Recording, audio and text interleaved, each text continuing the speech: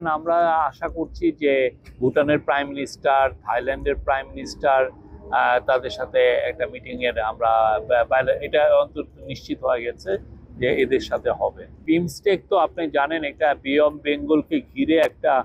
যে রিজিওনাল একটা গ্রুপ, এবং এই গ্রুপের